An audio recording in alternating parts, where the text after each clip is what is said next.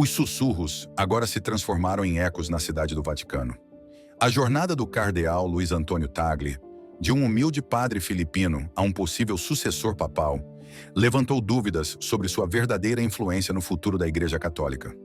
Como o primeiro asiático a alcançar o mais alto posto de cardeal, ele equilibra com maestria os valores católicos tradicionais com visões progressistas. Será que esse cardeal experiente em mídia está se posicionando estrategicamente como o próximo Papa? Qual é a reação do público ao fato de ele se tornar Papa? Junte-se a nós e descubra como o cardeal Luiz Antônio Tagle admite o que todos suspeitávamos dentro das câmaras de poder do Vaticano. Atrás dos imponentes muros da cidade do Vaticano, o cardeal Luiz Antônio Tagle percorre corredores de mármore onde séculos de história da Igreja ecoam a cada passo. Mas o cardeal filipino traz algo novo para esses salões antigos. Uma perspectiva asiática que está remodelando a forma como a Igreja Católica enfrenta os desafios modernos. Desde que chegou em 2019, Tagle tem colecionado rolos do Vaticano, como outros colecionam selos. Cada cargo acrescenta outra camada à sua crescente influência. Membro de vários departamentos do Vaticano, gerente dos vastos recursos financeiros da Igreja e líder de seus esforços missionários em todo o mundo. Mas ao contrário de seus antecessores, que geralmente ficavam de portas fechadas, Tagle traz transparência a esses cargos poderosos. Veja seu papel na administração do dinheiro da Igreja. Como membro da administração do patrimônio da Santa Sé, ele supervisiona fundos que deixariam os banqueiros de investimento atordoados. No entanto, ele pressionou por relatórios financeiros mais claros e uma supervisão mais rigorosa. Os fiéis merecem saber como suas doações servem à obra de Deus, declarou ele durante uma reunião fundamental que mudou as práticas bancárias do Vaticano. Sua presidência da Caritas Internationalis, de 2015 a 2022, mostrou sua habilidade em lidar com desafios globais complexos. Quando os terremotos abalaram o Haiti ou a guerra eclodiu na Síria, Tagle coordenou os esforços de socorro que ultrapassaram as fronteiras religiosas e políticas. Ele transformou a Caritas de uma instituição de caridade tradicional em uma organização humanitária moderna, introduzindo uma gestão profissional e, ao mesmo tempo, mantendo seu coração espiritual, o governo francês percebeu. Em fevereiro de 2024, ele recebeu a Legião de Honra, a mais alta distinção da França. Durante a cerimônia na Vila Bonaparte, Tagle não falou de suas realizações, mas dos voluntários que tornam possível o trabalho de caridade católico. Esta honra pertence a inúmeras mãos que servem aos pobres, disse ele, tocando a medalha com sua humildade característica. Meses mais tarde, como enviado especial ao Congresso Eucarístico Nacional, Tagle enfrentou 50 mil católicos americanos no Lucas Oil Stadium, em Indianápolis, o mesmo estádio que recebe os jogos da NFL, e foi aplaudido estrondosamente quando relacionou os antigos ensinamentos da Igreja aos desafios da vida moderna. Até mesmo os não-católicos presentes se sentiram tocados por suas palavras. Mas talvez sua conquista mais significativa esteja em quebrar o controle europeu sobre a liderança do Vaticano. Como o primeiro filipino a alcançar o mais alto posto cardinalício, Tagle abriu portas que estavam fechadas para os líderes da Igreja Asiática há séculos. Quando fala nas reuniões do Vaticano, ele traz perspectivas das populações católicas que mais crescem, as comunidades asiáticas e africanas que moldarão o futuro da Igreja. Seu profundo conhecimento das culturas oriental e ocidental o torna um construtor natural de pontes. Durante os diálogos interreligiosos, os líderes muçulmanos elogiam sua abordagem respeitosa das diferenças religiosas. Os rabinos judeus apreciam seus esforços para fortalecer as relações entre católicos e judeus. Até mesmo organizações seculares buscam sua opinião sobre desafios globais como mudança climática e pobreza. Hoje em dia, os membros do Vaticano e a mídia internacional divulgam regularmente o nome de Tagle como um possível futuro Papa. Essa especulação já teria parecido impossível para um cardeal asiático, mas a combinação de profundidade espiritual, habilidade administrativa e cordialidade genuína de Tagle mudou o que muitos consideram possível. No entanto, aqueles que trabalham com ele dizem que ele permanece inalterado pelo poder. Berratil para conversar com os jardineiros do Vaticano entre as reuniões de alto nível, lembrando seus nomes e histórias de família. A porta de seu escritório fica aberta para os visitantes. Sua agenda inclui tempo para os católicos comuns, e seu foco permanece claro: servir as pessoas, não ao poder. No complexo mundo de tradições e mudanças da cidade do Vaticano, Tagle conseguiu algo raro, conquistando o respeito dos tradicionalistas e, ao mesmo tempo, pressionando pelas reformas necessárias. Como observou um repórter veterano do Vaticano, ele está provando que a mudança não requer revolução. Às vezes, é necessário apenas um sorriso e um coração aberto. Embora o crescimento do cardeal Tagle nas fileiras do Vaticano tenha atraído a atenção global, a forma como ele exerce seu poder sem precedentes realmente o diferencia. Como esse humilde padre filipino abala séculos de protocolo católico rígido e conquista corações em ambos os lados da divisão teológica. Vamos descobrir. O cardeal do povo mudando a igreja nas ruas movimentadas de Manila, as histórias se espalharam como fogo sobre um cardeal que anda de ônibus, carrega suas próprias malas e compartilha refeições com crianças de rua. Ele se sentou bem ao meu lado no jeepney. Lembra, Maria Santos, uma vendedora ambulante. A princípio, não acreditei que fosse ele, até que sorriu e perguntou sobre minha família. Isso não é um golpe publicitário, é a vida cotidiana do cardeal Luiz Antônio Tagle. Conhecido como o Francisco Asiático ou por suas semelhanças com o atual Papa, Tagle traçou um caminho único na liderança da Igreja, que rompe com séculos de tradição, mantendo-se fiel aos valores católicos fundamentais. Veja sua abordagem a questões polêmicas. Embora apoie firmemente os ensinamentos católicos contra o aborto e a contracepção artificial, Tagle fala com uma gentileza incomum sobre tópicos que normalmente provocam debates acalorados. As palavras duras que usamos no passado, disse ele certa vez, durante uma conferência do PACT, construíram muros em vez de pontes. Sua voz se suaviza notavelmente ao falar sobre LGBTQ, mais católicos e pessoas divorciadas. Em um discurso marcante que deixou seu público em lágrimas, ele desafiou a postura tradicionalmente dura da Igreja. Antes de falarmos de pecado, devemos falar de dignidade humana. Antes de apontar os dedos, devemos estender as mãos. A proteção ambiental também ocupa um lugar de destaque em sua agenda. Quando os tufões atingem as Filipinas, Tagle não para de orar. Ele arregaça as mangas. Ele lançou programas que combinam ações práticas com orientação espiritual, fazendo com que as paróquias plantem árvores, reduzam o uso de plástico e criem hortas comunitárias. O cardeal experiente em mídia conhece bem os canais de comunicação modernos.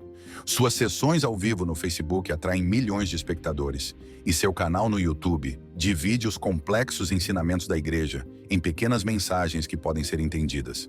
Mas, ao contrário de muitas personalidades da mídia social, Tagle responde pessoalmente às mensagens de seguidores problemáticos, muitas vezes até tarde da noite. A pobreza não é um conceito abstrato a ser discutido. Ele sempre lembra seus colegas líderes da Igreja. Seus escritórios em Manila e, posteriormente, na cidade do Vaticano, mantinham uma política de portas abertas para os pobres. Os seguranças contam histórias em que ele deixou de participar de jantares formais para se sentar com famílias sem teto que apareciam em busca de ajuda. Durante o auge da crise de pobreza urbana de Manila, Tagle transformou propriedades vazias da igreja em abrigos temporários. Ele estabeleceu cozinhas de sopa que serviam dignidade junto com as refeições, criando espaços onde as pessoas podiam comer em mesas com pratos e talheres adequados, e não em filas com recipientes descartáveis. Mas talvez seu ato mais revolucionário seja sua disposição de admitir quando a igreja fica aquém do esperado. Durante um debate polêmico sobre a riqueza da igreja, Tagle chocou os tradicionalistas ao apoiar publicamente uma maior transparência financeira. Não podemos pregar a pobreza enquanto vivemos no luxo, afirmou ele com firmeza. Seu estilo de liderança levanta sobrancelhas entre alguns católicos tradicionais que preferem as formas antigas da igreja. No entanto, Tagle não se deixa abater pelas críticas. A igreja deve mudar com os tempos, explica ele, não em sua verdade, mas em como compartilhamos essa verdade com o mundo. Em meio a tudo isso, Tagle mantém seu sorriso característico e seu comportamento acessível. Quer esteja discutindo teologia com acadêmicos ou compartilhando uma refeição simples com faxineiros, ele tem a mesma presença atenciosa. Como observa seu ex-secretário, em um mundo de vozes altas, o cardeal Tagle mostra que o verdadeiro poder está na força gentil. Essa combinação de valores tradicionais e abordagem progressista, apresentada com humildade genuína, lhe rendeu um lugar único no catolicismo moderno. Como observou um observador do Vaticano, Tegel não está mudando o que a Igreja acredita, ele está mudando a forma como ela mostra essa crença ao mundo. Pároco se torna um líder do Vaticano. O ano era 1982, quando o padre Luiz Antônio Tagle entrou pela primeira vez no pátio ensolarado da paróquia San Agustín, em Mendes Nunes Cavite. Recém-saído de sua ordenação, o jovem sacerdote carregava apenas uma Bíblia gasta e uma determinação ardente de serviço à comunidade. Mal sabiam os paroquianos que estavam observando os primeiros passos de um homem que abalaria a estrutura de poder tradicional da Igreja Católica. Sua mente afiada e seu espírito gentil rapidamente chamaram a atenção. Em poucos meses, ele se desdobrou em funções como pároco e, ao mesmo tempo, orientou futuros padres como diretor espiritual no Seminário Diocesano de Emos. Em 1983, com apenas 26 anos de idade, ele se tornou reitor do seminário, uma promoção excepcionalmente rápida que levantou sobrancelhas e expectativas. O radar do Vaticano detectou essa estrela em ascensão em 1997, quando o Papa João Paulo II o escolheu para a Comissão Teológica Internacional. Lá, Tegel trabalhou diretamente com o cardeal Joseph Ratzinger, o futuro Papa Bento XVI. Durante intensos debates teológicos, ele ganhou respeito não por gritar mais alto, mas por ouvir com mais atenção. Outubro de 2001 marcou um momento crucial. Como bispo de Imos, Tegel rompeu com a tradição. Ele não tinha carro, não mantinha nenhum luxo e frequentemente convidava moradores de rua para compartilhar suas refeições simples. Os vendedores locais contam histórias de quando o encontravam de manhã cedo, varrendo ele mesmo os degraus da catedral, recusando tratamento especial. Mas foi sua maneira de lidar com situações difíceis que realmente o diferenciou. Quando inundações devastadoras atingiram Cavite em 2009, Tagle transformou igrejas em abrigos de emergência e organizou operações de resgate, trabalhando ao lado de voluntários em águas até os joelhos.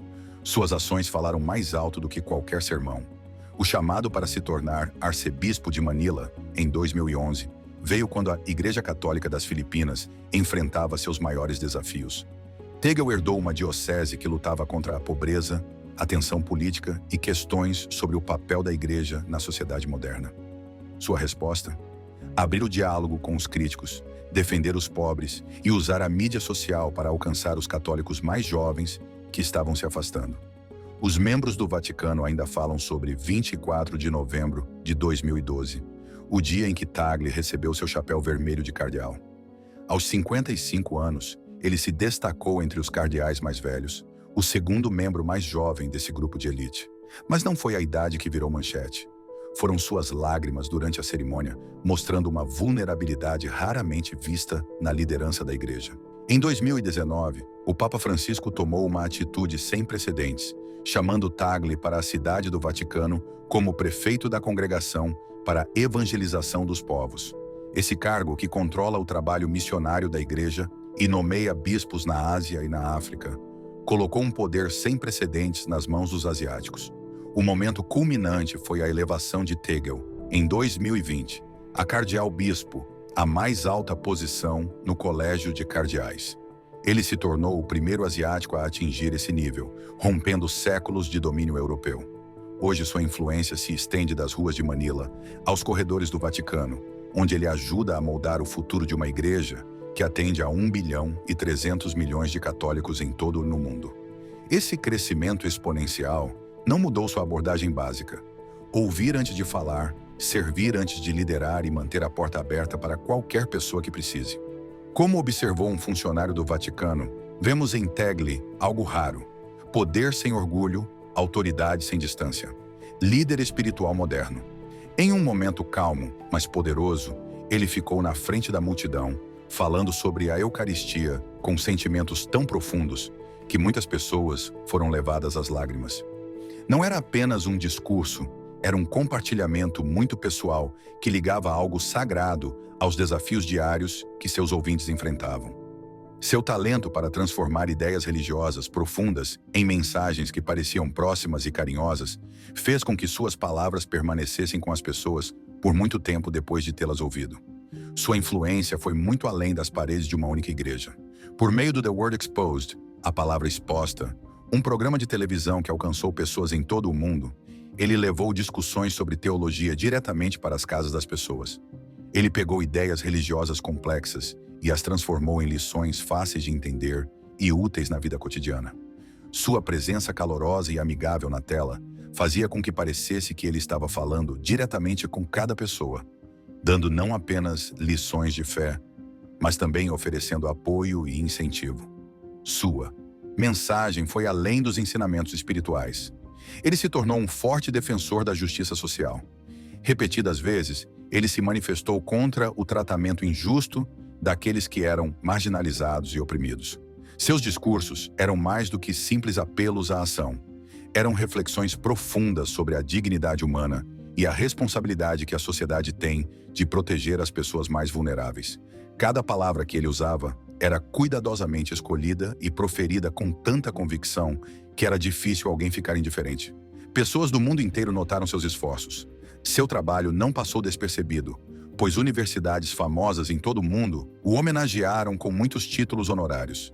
Esses prêmios foram um sinal de reconhecimento por seu compromisso incansável em promover a educação, conversas interreligiosas e as ideias maiores de justiça e paz.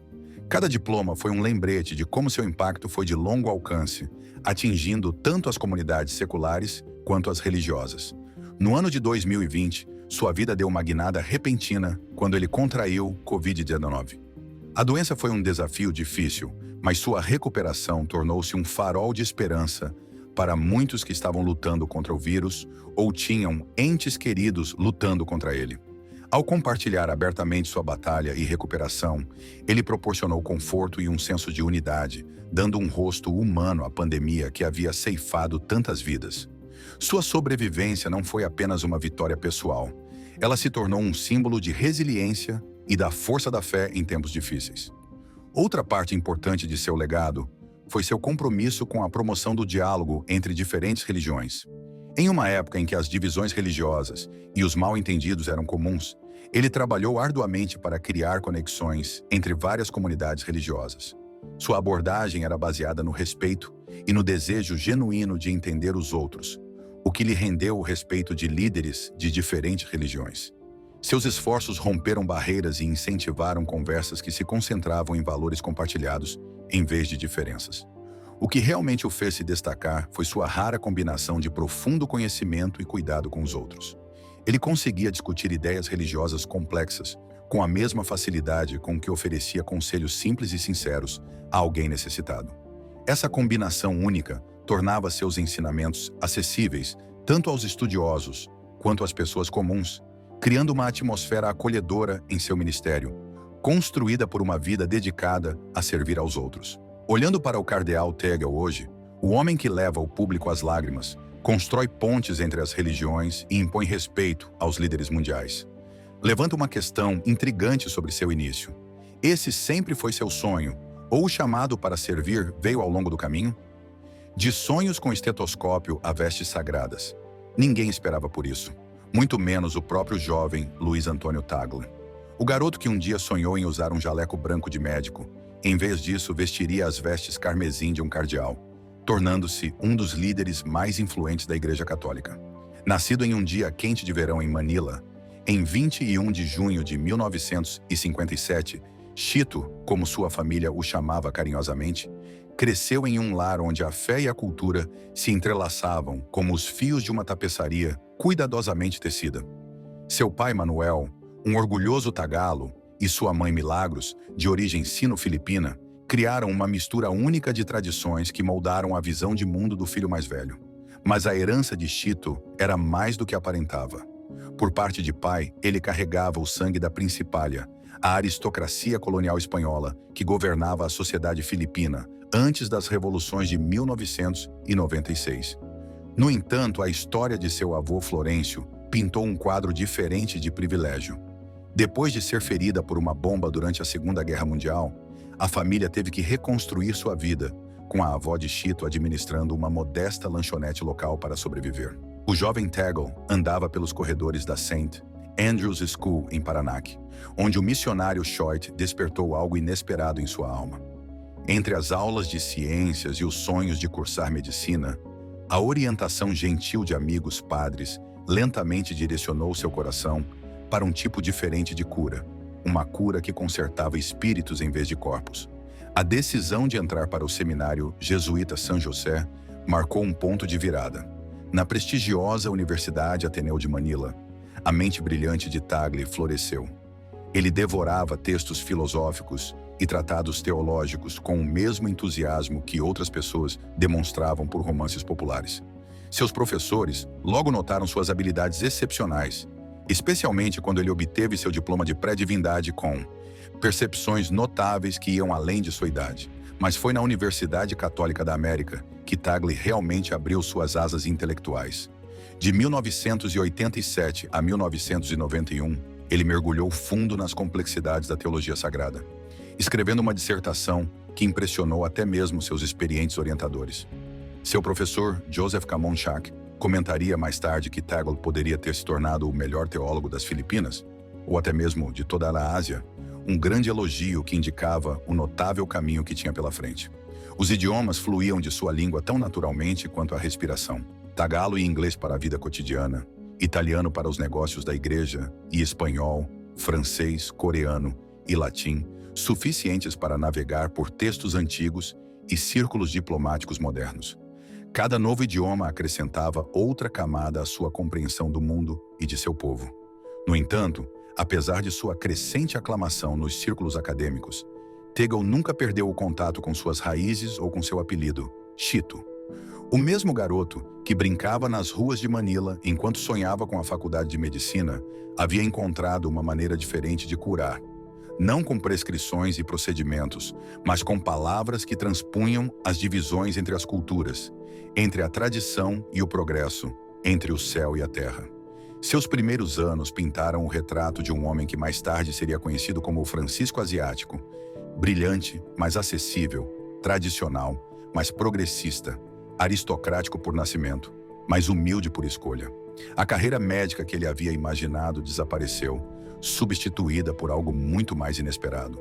Um futuro que o levaria das ruas movimentadas de Manila para os salões históricos da cidade do Vaticano, onde seus sonhos infantis de cura encontrariam expressão de maneiras que ele nunca poderia ter previsto. Obrigado por assistir. Se você gostou deste vídeo, clique no botão curtir, deixe comentários agradáveis e lembre-se de se inscrever para receber mais conteúdo interessante. Confira outro vídeo interessante. Confira outro vídeo interessante clicando no que está aparecendo em sua tela agora mesmo.